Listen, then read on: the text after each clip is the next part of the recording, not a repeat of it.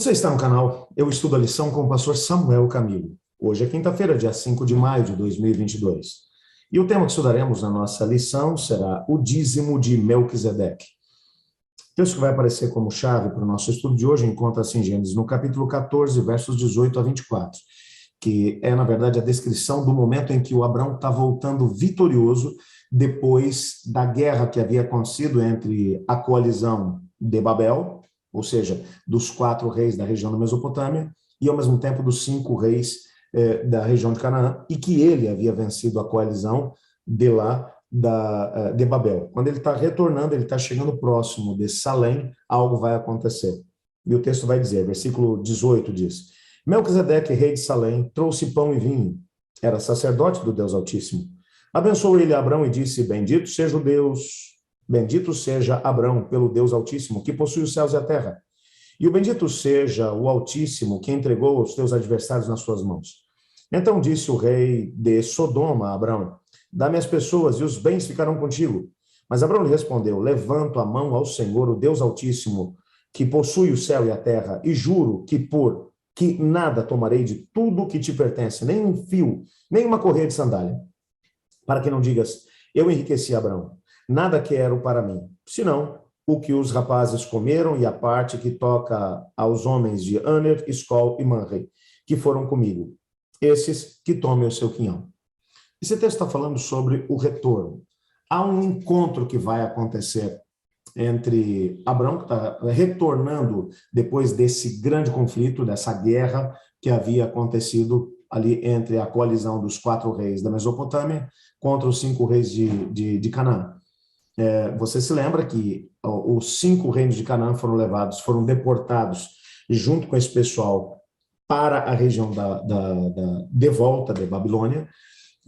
Entretanto, Abrão, juntamente com os seus coligados, os seus parceiros, Aner, Escol e Manre, eles conseguem, numa estratégia noturna, eles fazem um ataque a essa coalizão e vencem a coalizão, e levam de volta agora as pessoas que tinham sido levadas prisioneiras, bem como os bens que haviam sido saqueados dessas cidades. Quando ele está chegando próximo de Salém, que era, na verdade, uma cidadela construída aonde mais tarde viria a se tornar a cidade de Jerusalém, ou de Jerusalém, ele vai encontrar 2 grupos. Ele primeiro encontra os reis de Sodoma e Gomorra. Especificamente, é interessante aqui algumas coisas que a gente percebe no original em hebraico, que a gente não percebe aqui na tradução para o português, que é o significado dos nomes das pessoas que estão envolvidas. O rei de Sodoma era ninguém menos do que Bera. O significado de Bera é no mal, no mal. Veja, Bera, ele era o rei de Sodoma, uma cidade conhecida por toda a sua maldade, onde o próprio sobrinho do Abrão havia se estabelecido. E ele vai se encontrar também com o rei Birsha, que era o rei de Gomorra, que significa na maldade. Então você tem 2 reis, um deles significa no mal e o outro na maldade.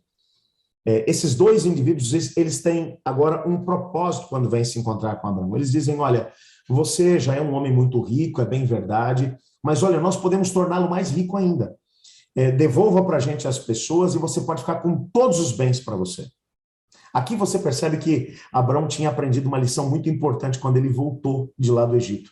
Lembra que quando a gente estudou um pouquinho a respeito da ordem que Deus deu para Abrão, o Lech Leká, vá, ele sai da região da Babilônia e ele vai para a terra de Canaã. Mas quando ele chega em Canaã e percebe que tem muitos cananeus ali, ele diz para si mesmo, Lech Leká, e ele vai por conta própria para o Egito.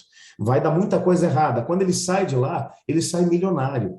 O faraó deu a ele muitos bens, deu muita coisa boa para ele, ele se tornou um homem rico por conta de tudo que o faraó lhe deu. Mas esses bens que ele adquiriu lá do Egito, que tinha a mesma ideologia que a região da Mesopotâmia, ou seja, era um humanismo, era um lugar onde as pessoas viviam para si mesmos, a vontade humana era soberana no seu contexto todo. Isso vai trazer um grande problema para a vida dele. Ele vai perder o próprio sobrinho por causa disso. Agora, quando o rei de Sodoma e de Gomorra, no mal e na maldade, eles vão agora dizer para Abrão, fica com os bens.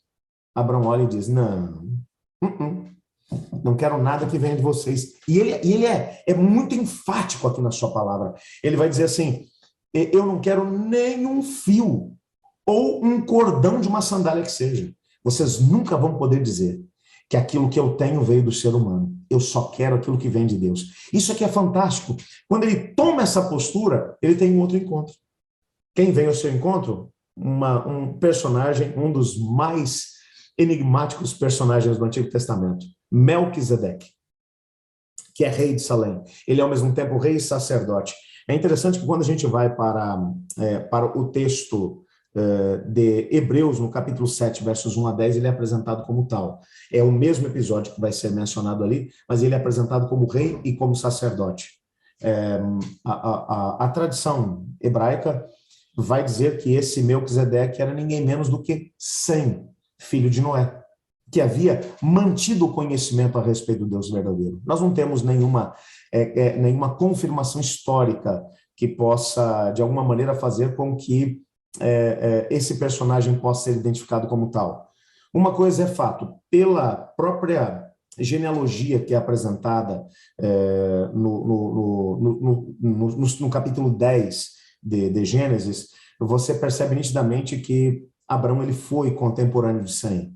Sem, pela idade que ele teve e, ao mesmo tempo, pelas pessoas que estão entre ele e Abrão, os dois chegaram a ser contemporâneos. Então, pode ser que Melquisedeque realmente tenha sido Sem, filho de Noé. Mas, como já disse, é isso que a tradição judaica vai dizer. Nós não temos uma comprovação histórica a respeito disso. O fato é que esse indivíduo ele é apresentado como sacerdote do Deus Altíssimo. E você percebe pelo que ele traz pão e vinho. Quando depois o próprio sistema de sacrifícios vai ser estabelecido no livro de Êxodo, você vai perceber esses mesmos dois ingredientes sendo utilizados junto com a entrega dos dízimos, que eram um elemento de gratidão a Deus, um entendimento de que tudo é de Deus, que nada vem de nós mesmos. Mas há um significado aqui também no nome de Melquisedeque. A terminação do seu nome, que é Sedec, significa justiça. Então veja aqui o contraste entre os dois reis. Bera, rei de Sodoma, no mal, e Birsha, rei de Gomorra, na maldade, com o outro encontro que ele vai ter com Melquisedeque, que é justiça, o rei de justiça. É interessante isso aqui, é muito interessante isso. Quando ele agora tem um representante de Deus vem ter com Abraão para poder dizer para ele, Deus Altíssimo te abençoa. E ele agora vai tomar uma postura. O texto vai dizer que de tudo o que ele tinha, ele vai entregar o dízimo a Melquisedeque. Isso aqui é muito interessante, sabe? A gente tem, às vezes, uma noção equivocada a respeito do tema. A ligação que está sendo feita aqui pelo texto bíblico é o seguinte, a ênfase está em de tudo. É de tudo. Por quê? Porque lá no contexto da criação, Gênesis 1 e 2, Deus é apresentado como o criador de tudo. Quando, depois do dilúvio, o que vai acontecer a preservação da vida que Deus vai conceder à humanidade, você vai reparar que o Noé, de tudo, ou de todos os animais limpos, ele vai oferecer um sacrifício ao Senhor, de tudo. A plenitude representada aqui nesses momentos mostra o entendimento desses patriarcas de que nada pertence a nós, tudo é de Deus. Sabe, quando você resolve, você decide que vai viver o leclecá de Deus, o vá de Deus, você vai entender que tudo aquilo que você vai obter no decorrer da tua vida, nada é teu. Sabe, se você parar para poder pensar num dos piores males que a nossa sociedade vive hoje, é essa coisa do ser humano voltado para dentro de si mesmo, vivendo para si mesmo.